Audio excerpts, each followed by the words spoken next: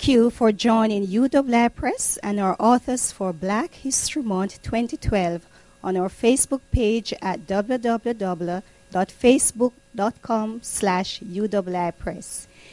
You can get a free chapter from each of the 4 books being highlighted this afternoon on our website at www.uwipress.com. Also, the first 3 persons to write chapters to look at the Facebook wall before each presentation will win a copy of one of these books. Remember to press the like button if you enjoyed the presentation. This afternoon, our authors will speak to the question, how have the experiences of the enslaved and the effect of slavery in Jamaica situations in which reflected in their book? Please join us in welcoming Professor Vereen Shepherd, University Director of the Institute for Gender and Development Studies. individuals were Responsibility for the Mona, Kayville, and St. Augustine units of the Institute for Gender and Development Studies as she speaks to her book, A Historic Freedom Meant Something in Jamaica, 1655 to 1844. Welcome, Professor Shepherd. What I did working with Professor Hilary Beckles was to edit the book. coming from this racial This book, the thesis which gave rise to this book was done in 1974. And it should be meaningful. Catherine Mayer didn't actually manage to edit and publish this book herself. So it was like 30 years afterwards, Professor Beckles and I, how they have to live. the book for publication, and with the help of the Institute for Gender and Development Studies and the press, UWI, we managed to get this book out in 2007. So I think Jamaica is very proud of this book, and it is one of those books, that has been used over and over and over again in so many countries. So what does this book tell us about women and their experiences of inform and about the effects of slavery in Jamaica generally? Well, first of all, the book focuses on women, yes. But what the book does is to provide the context within which women experience slavery in Jamaica, it should be the wider Caribbean. So we learn a lot in this book about women's experiences. First of all, we learn about the conditions under Some of the themes that are related to the Caribbean. So, of course, some of you are familiar with the whole process of capture, the staying in the barracoons on the coast of different West African countries. You know about the Middle Passage. But this book talks specifically about how women important in those aspects of the trade in Africans and the forced relocation of our ancestors. So once they arrived in Jamaica, the book talks about their plantation experiences, and many of you may think that enslavement was predominantly on sugar plantations, and in some respects you're right, but in Jamaica, many of our enslaved people did not actually work on the sugar plantations. It's very individuals who Were in domestic holdings, and they were in urban settings, and they were in non-sugar economies, like the coffee plantation and the livestock farm, which we call pens, and so on. So we get a good idea of the work experiences of women.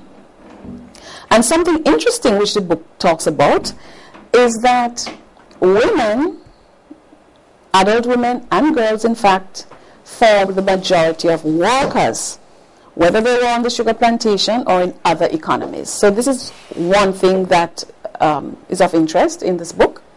Also, we learn about how women experience the house of the plantation managers, the domestic sphere. But one thing we know is that women were not overwhelmingly located only in the domestic sphere. That they significant extent important in the production process on plantations and other properties. We also learn about the way in which women contributed to the internal marketing blacks and vested economy. That is very important. We learn also about their experience of motherhood. It was very difficult for them, but at least we have some knowledge about that. dancehall for me. For example, fertility rate was low, mortality rate was high, and the infant mortality rate in particular was high. So very few Caribbean countries actually reproduced the enslaved population by natural means. Up to 1808, for the British colonized Caribbean, the increase was by importation, adding to the population through new importation. Jamaica discontinued the trade in Africans in 1808. And this is a very important month for us, because the last ship with enslaved Africans actually arrived in Jamaica at Kingston Harbor on the 17th of February, 1808. So this is an anniversary month for that. And we should honor our ancestors who would have set foot on our shores, on that last ship, the George. Now, what else do we learn? One of the important things I want to stress is how the book focuses and highlights the agency of our women. So it is not true that men were The opportunity to enslavement, women were, during that period. and in some cases, because women were exploited in certain gender-specific ways, it means that their resistance took on gender-specific forms. An example, Culture aspects in terms exposed to what some of us are calling sexploitation, sexual abuse, domestic violence, not by black men necessarily, but by enslavers, white men. So because they were the ones who were most likely to suffer domestic abuse, to be raped and violated, then their resistance took on gender-specific forms and would have been related to their form of domination or their form of exploitation. So many of them, because they were homes and because they were subjected to these kinds of abuse, found ways to resist rape. And then also they refused to carry the children that were conceived as a result of rape. slave people brought from here. In the book, we talk about reproductive ways of resistance. Historians are now calling that gynecological resistance. So I think that's a very important aspect of the book.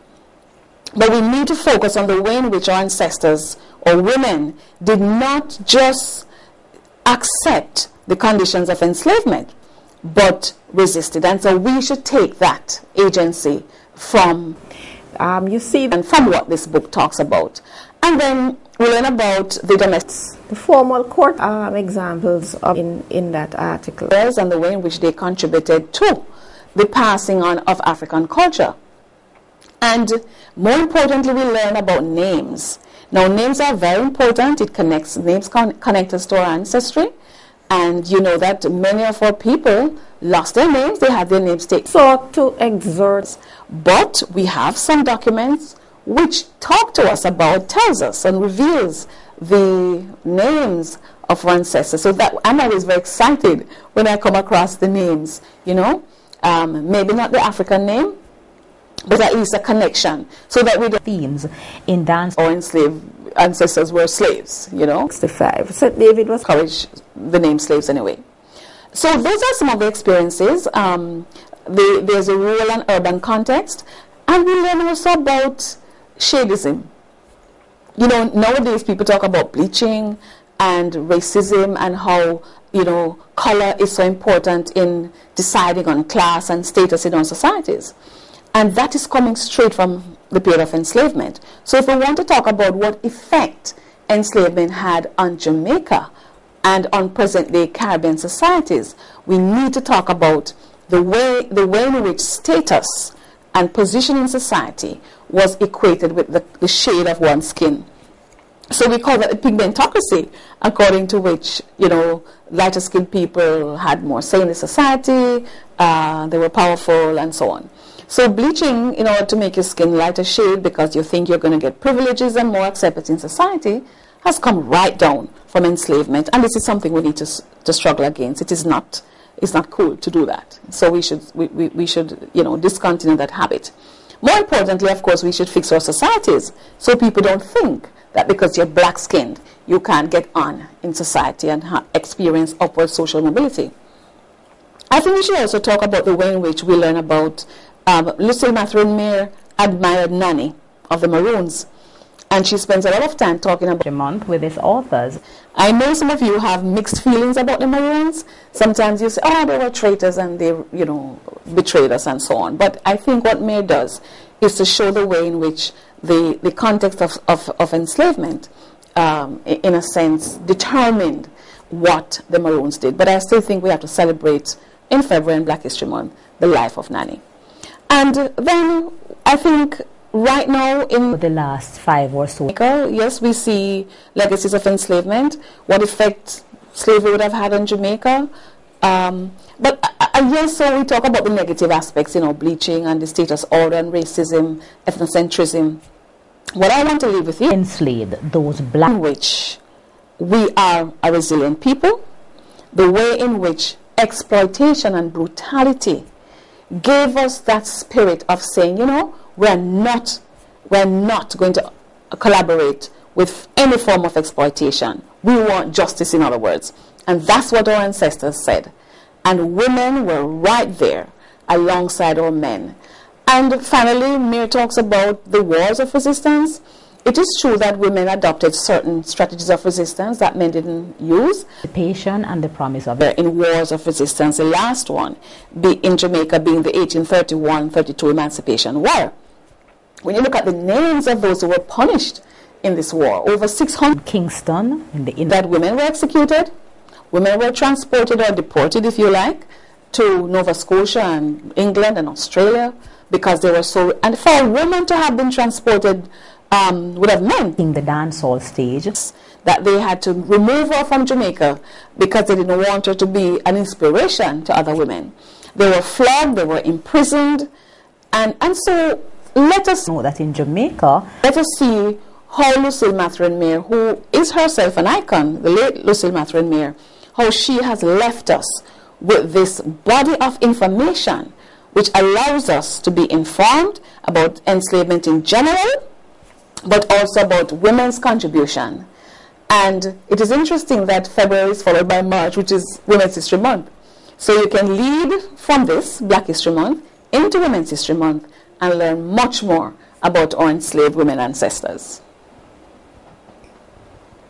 So very Shepherd, thank you for visiting the UWI Press today and for sharing the experiences of the enslaved as highlighted in your book, A Historical Study of Women in Jamaica. Yes. Thank you.